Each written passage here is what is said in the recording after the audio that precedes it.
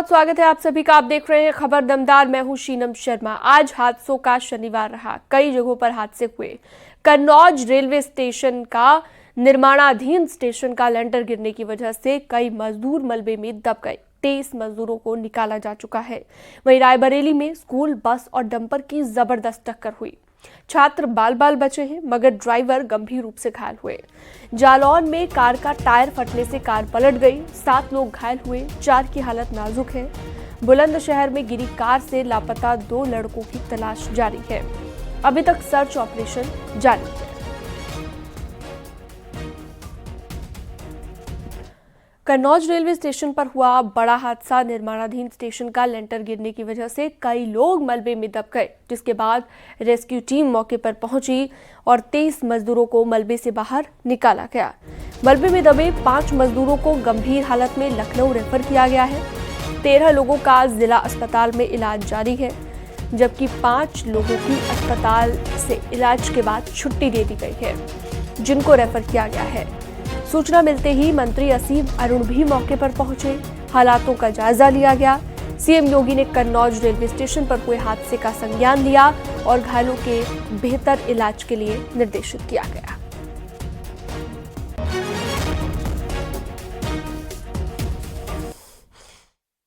कुल अभी तक जिला अस्पताल में 23 घायलों को पहुंचाया गया।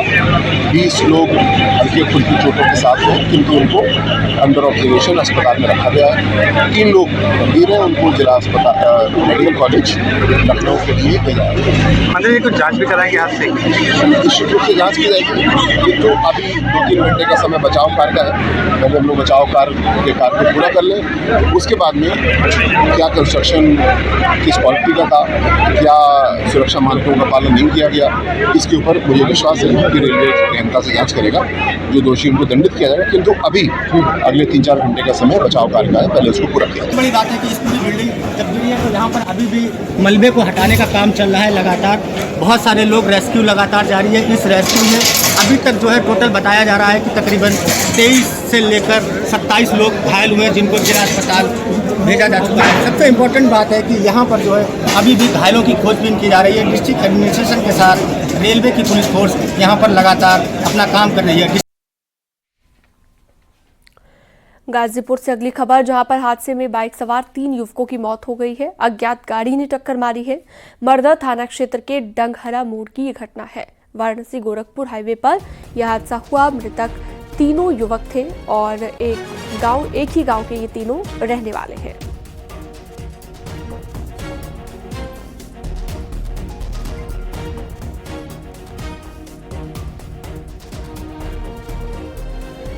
तो गाड़ी ने बाइक को टक्कर मारी है। हादसे की तस्वीर आप देख रहे हैं।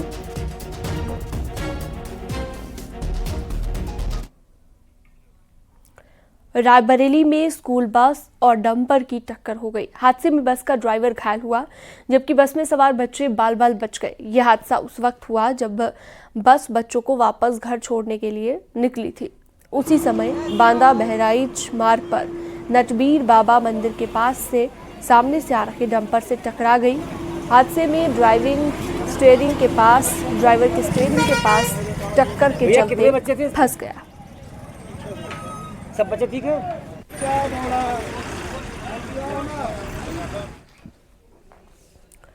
और अगली खबर है जालौन से, जहां पर डकोर कोतवाली क्षेत्र में कार का टायर फटने से बड़ा हादसा हो गया। तेज रफ्तार कार का टायर फटने से कार बेकाबू होकर खेत में पलट गई।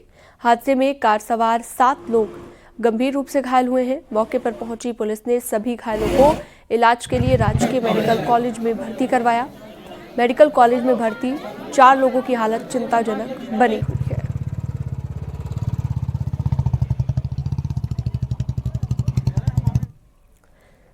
बुलंदशहर से अगली खबर, जहां पर वलीपुरा गंग नहर में गिरी है कार में सवार दोनों युवक का अभी तक कुछ भी सुराग नहीं लग पाया है। दोनों की तलाश में एनडीआरएफ, एसडीआरएफ के अलावा जिला प्रशासन लगा हुआ है। सिकंदराबाद विधायक ने दावा किया है कि गंग नहर में लापता दोनों युवकों को जल्द खोज निकाला जाएगा। गंग नहर के तेज बहाव में दोनों युवक काफी आगे तक बह गए हैं, जिसकी वजह से रेस्क्यू टीम भी आगे के जनपदों में दोनों को ढूंढ रही है। आपको बता दें, बुधवार देर रात कार अनियंत्रित होकर अचानक से वलीपुरा नहर में जा गिरी थी। तभी से एसडीआरएफ और एनडीआरएफ की टीम रेस्क्यू ऑपरेशन में जुटी है। घटना जो दुर्भाग्यपूर्ण है और रात में कोहरे के कारण ऐसी घटना हुई और शासन और हम सब लगे हुए हैं और एनडीआरएफ और एसडीआरएफ सब पूरी लगी हुई है और अभी मौके पर सब लोग आए, हम सांसद जी में भी और जिलाधिकारी महोदय सब लोग यहाँ मौके पे थे और बहुत जल्दी हम लोग इसको पिकअप कर लेंगे। पानी कम करा दिया गया और भी कम कराया जा रहा पानी। तो अभी तक जो लापता जाड़े में होने के कारण बॉडी थोड़ी सी जो है ऊपर नहीं आने में दिक्कत हो रही है, तो जैसे ही पानी और कम हो जाएगा तो मालूम पड़ जाएगी। अमेठी में अज्ञात कारणों से 4 कच्चे रिहायशी मकानों में आग लग गई। 2 घंटे की कड़ी मशक्कत के बाद आग पर काबू पाया गया। मुसाफिर खाना कोतवाली क्षेत्र की यह घटना है, जहां पर निजामुद्दीनपुर गांव में 4 मकानों में आग लग गई।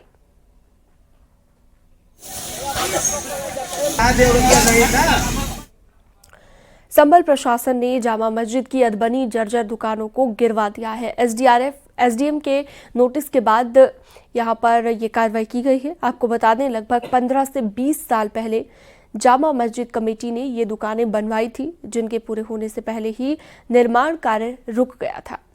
दुकानों की दीवारें जर्जर हालत में थी, जिन्हें गिरवाने का एसडीएम ने नोटिस दिया था।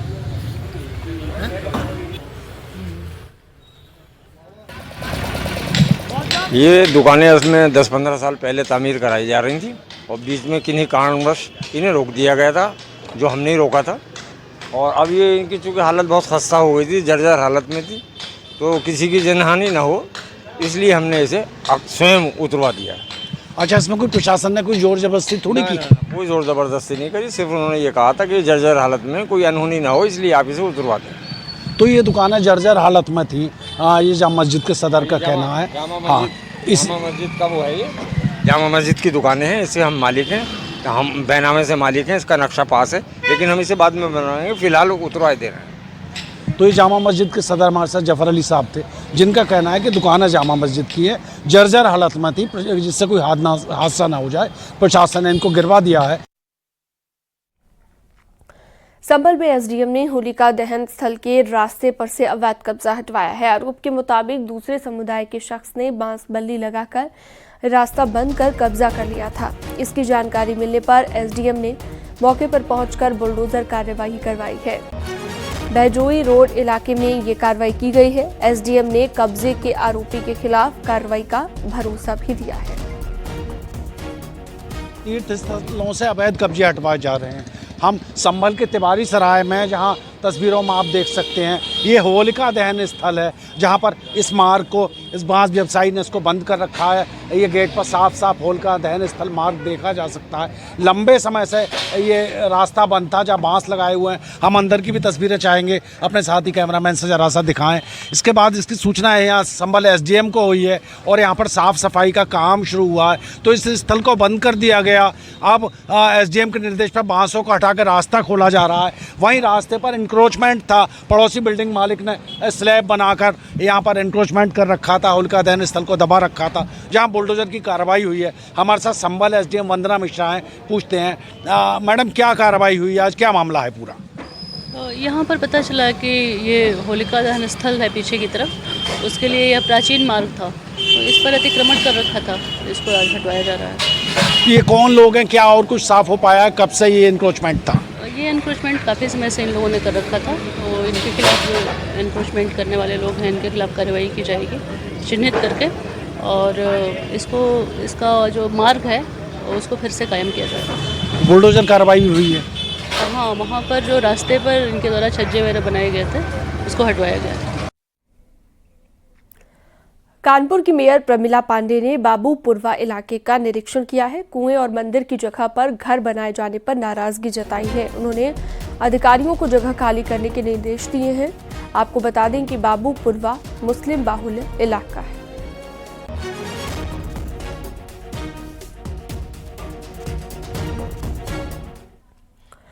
सहारनपुर में डीआईजी अजय सहानी ने इंस्पेक्टर नरेश कुमार को बर्खास्त कर दिया है। नरेश कुमार पर पद का दुरुपयोग करने का आरोप लगा है। उनके खिलाफ लखनऊ के एक युवक ने वकील के जरिए सीएम पोर्टल पर शिकायत की थी, जिसमें बताया गया था कि नरेश कुमार ने फरार चल रहे पूर्व एमएलसी हाजी इकबाल की करोड़ों की जमीन जबरन कम दाम में अपनी पत्नी के नाम पर खरीदी है, जिसके बाद डीआईजी ने उसके खिलाफ जांच के आदेश दिए थे। जांच रिपोर्ट सामने आने के बाद इंस्पेक्टर नरेश कुमार के खिलाफ कार्रवाई की गई है। जानकारी के मुताबिक नरेश कुमार 2023 में थाना मिर्जापुर में इंस्पेक्टर के पद पर तैनात था। तैनाती के दौरान ही इंस्पेक्टर के संपर्क में पूर्व एमएलसी हाजी इकबाल के परिचित इरशाद रावत और महबूब आए थे। उन्होंने फरार चल रहे पूर्व एमएलसी की इंदिरपुर में करीब 50 बीघा बेनामी संपत्ति की 1 करोड़ की जानकारी दी है।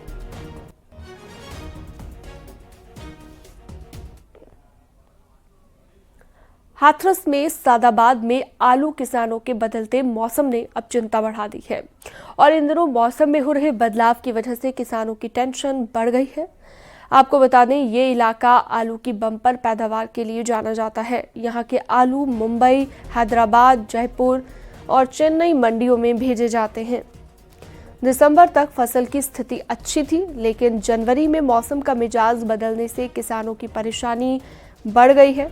धूप, छांव और कोहरे के कारण आलू में जड़ गलन रोग का प्रकोप शुरू हो गया है, जिससे फसल समय से पहले ही पीली पड़ने लगी है। चिंता की बात यह है कि अगर एक खेत में ये बीमारी आ जाए तो आसपास के खेतों पर भी इसका असर पड़ सकता है।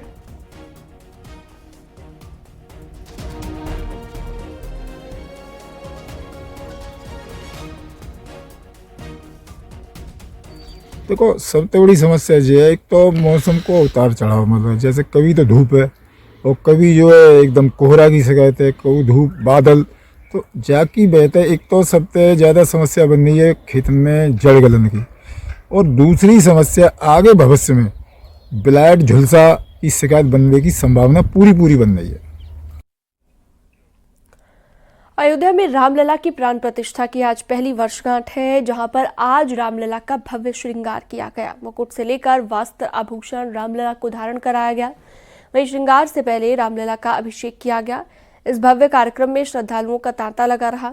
आपको बता दें कि रामलला की प्राण प्रतिष्ठा की पहली वर्षगांठ के मौके पर आज से लेकर 3 दिनों तक कार्यक्रम चलेगा, जिसमें अलग अलग सांस्कृतिक कार्यक्रम प्रस्तुत किए जाएंगे।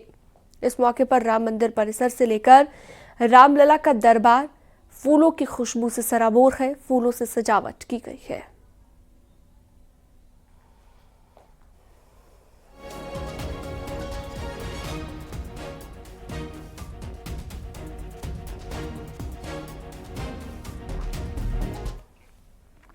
अयोध्या में रामलला की प्राण प्रतिष्ठा के 1 साल पूरा होने पर मंदिर को लेजर लाइट से सजाया गया है। मंदिर पर बिखर रही रंग बिरंगी किरणें मंदिरों की खूबसूरती को और बढ़ा रही है।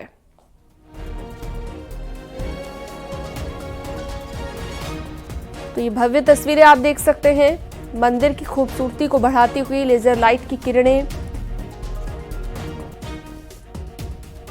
राम मंदिर की प्राण प्रतिष्ठा को 1 साल पूरा हो गया है और इसी खास मौके पर अयोध्या के राम मंदिर का ये श्रृंगार किया गया है। तस्वीरें आप देख रहे हैं। 1 साल पूरा हो गया है मंदिर की प्राण प्रतिष्ठा को। तो मंदिर की खूबसूरती बढ़ाती हुई लेजर लाइट की किरणें आप देख सकते हैं। ये भव्य नजारा अयोध्या का।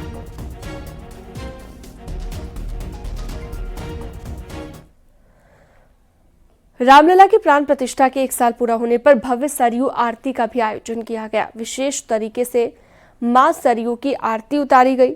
सरयू आरती में बड़ी संख्या में लोग यहां पर शामिल हुए हैं।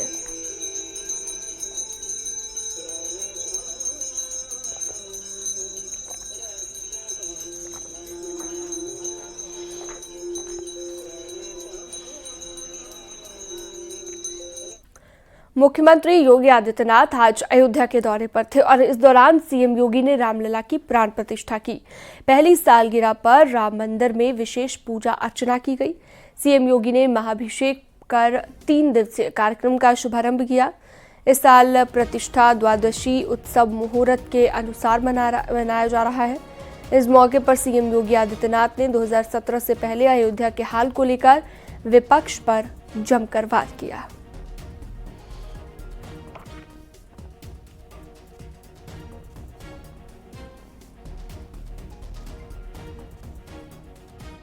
कोई सोचता था 1 वर्ष पहले, 5 वर्ष पहले, 10 वर्ष पहले कोई सोचता था कि हमारा अयोध्या दी इस रूप में इसका अधिकारी है, इसको यह अधिकार प्राप्त होना चाहिए।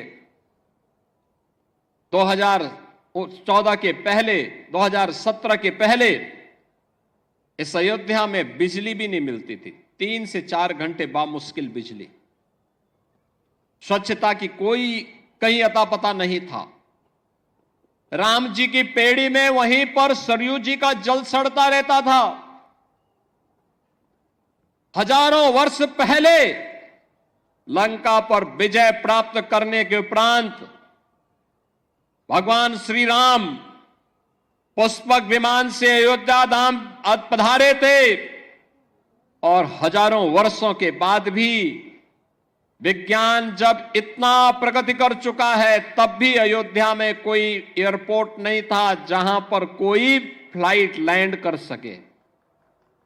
लेकिन आज अयोध्या के पास अपना इंटरनेशनल एयरपोर्ट है।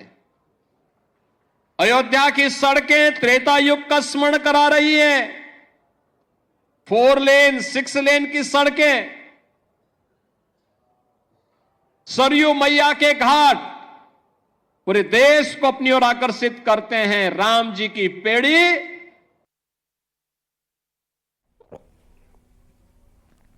लखनऊ में सीएम योगी ने खादी महोत्सव का शुभारंभ किया है। इंदिरा गांधी प्रतिष्ठान में खादी महोत्सव का आयोजन किया जा रहा है। खादी महोत्सव में सीएम योगी ने चरखा भी चलाया। खादी महोत्सव में खादी के तमाम उत्पादों की प्रदर्शनी लगाई गई है। सीएम ने कई स्टॉल पर जाकर उत्पादों के बारे में जानकारी ली। स्टॉल पर खड़े लोगों से सीएम योगी ने बातचीत की। सीएम योगी ने लोगों को संबोधित करते हुए कहा कि खादी भारत की आत्मा है। पिछले 7 साल में खादी ने 3.5 लाख से ज्यादा लोगों को रोजगार दिया। पहले त्योहार हमारा होता था, फायदा दूसरों का होता था। अब मेड इन इंडिया को बढ़ावा दिया जा रहा है, जिसके सकारात्मक प्रभाव देखने को मिल रहे हैं।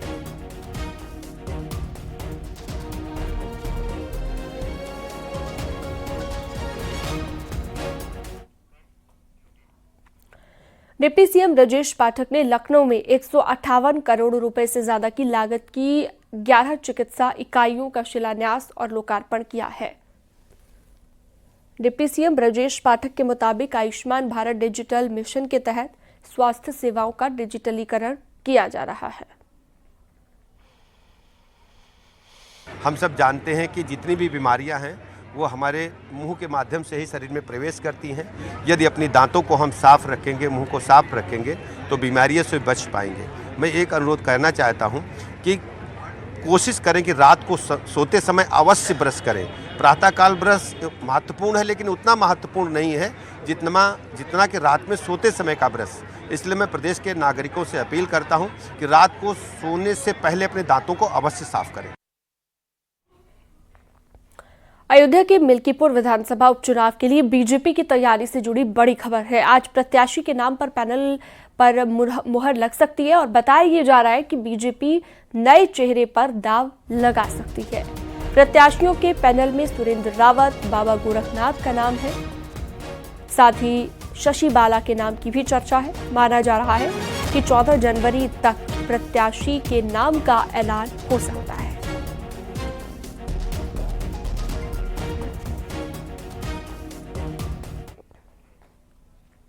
निषाद पार्टी के अध्यक्ष संजय निषाद ने इशारों में सहयोगी दल बीजेपी को नसीहत दी है। संजय निषाद ने कहा कि लोकसभा चुनाव के नतीजे इस बात का सबूत हैं कि पार्टी के अंदर मौजूद विभीषण नाव में छेद कर रहे हैं। ऐसे विभीषणों को वक्त रहते हटाना होगा। हमारा सही बात बताना आवश्यक है। सब लोग मालूम है, सबको मालूम है कि वही विभीषण है जो बसपा इनका आरक्षण छीन रही थी, मलाई खा रहे थे।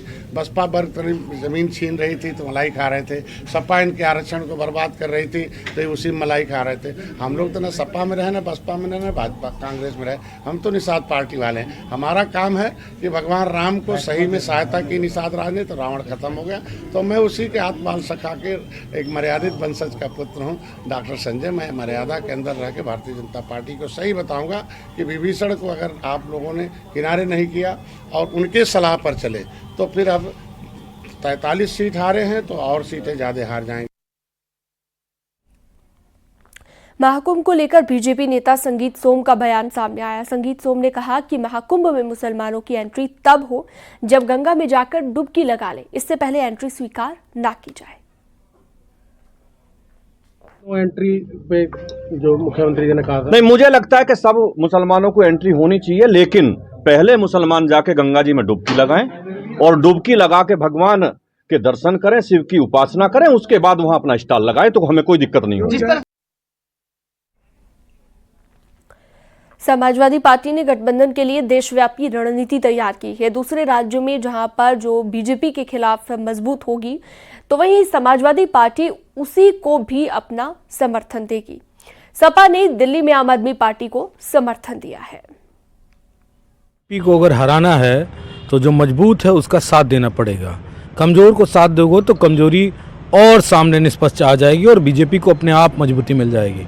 समाजवादी पार्टी ने लगातार, जो हरियाणा में कांग्रेस मजबूत थी वहाँ पे उनका साथ दिया, महाराष्ट्र में महाविकास अघाड़ी मजबूत था वहाँ पे उसका साथ दिया।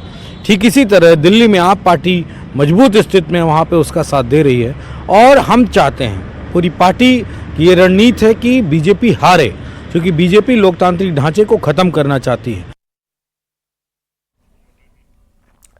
सोनभद्र से खबर है, जहां पर पराली के ढेर में अचानक आग लग गई, जिससे मवेशियों के लिए बनाए गए बाड़े में आग लग गई। दमकल की गाड़ी ने 2.5 घंटे की मशक्कत के बाद आग पर काबू पाया। ये घटना दुद्धी कोतवाली क्षेत्र के डूमरडीहा गांव की है, जहां पर अचानक आग लगने से हड़कंप मच गया।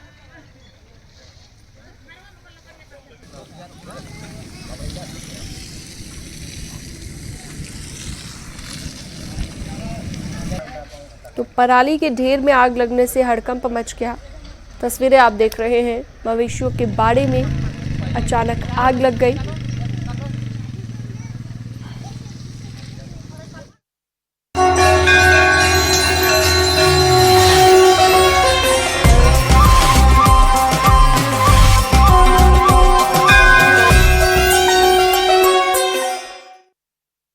और चलिए अब एक नजर डालते हैं महाकुंभ की 10 बड़ी खबरों पर। महाकुंभ में सुरक्षा के लिए एनएसजी टीम ने डाला डेरा। प्रयागराज पहुंचे एनएसजी के 40 कमांडो, किसी भी आपात स्थिति से निपटने में सक्षम है एनएसजी टीम। महाकुंभ में सुरक्षा के लिए लगाए गए 3000 सीसीटीवी कैमरे, एआई तकनीक का भी लिया जा रहा है सहारा। महाकुंभ में फायर सेफ्टी के लिए पहली बार नया प्रयोग, आग बुझाने के लिए खास तरह की बोट तैनात रहेगी। प्रयागराज में पर्यटन विभाग ने 30 जगह तोरण द्वार बनाए। समुद्र मंथन के 14 रत्न करेंगे श्रद्धालुओं का वंदन।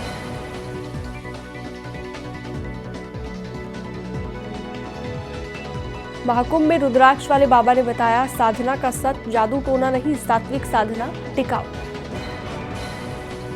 महाकुंभ के लिए सुल्तानपुर नगर में नगर पालिका की तरफ से बनाए गए स्वागत शिविर, श्रद्धालुओं के लिए शिविर में कई सुविधाएं होंगी। महाकुंभ में काशी के 47 रूटों पर ऑटो और ई रिक्शा का किराया तय, पिछली बार से 10% कम है किराया। एप्पल के को फाउंडर की पत्नी लॉरेन पावेल पहुंची काशी। महाकुंभ में निरंजनी अखाड़ा के शिविर में कुछ दिनों तक रुकेंगी। महाकुंभ के बारे में जानेंगी। महाकुंभ में अखाड़े की खास तस्वीर, भगवान की रक्षा के लिए रखे गए हैं अस्त्र शस्त्र, भगवान की सुरक्षा में तैनात है सुरक्षा कर्मी। महाकुंभ में निर्मल अखाड़े का हुआ छावनी प्रवेश। निर्मल पंचायती अखाड़े के संत बीजेपी सांसद साक्षी महाराज ने महाकुंभ में बेहतर इंतजाम के लिए सीएम योगी की तारीफ की।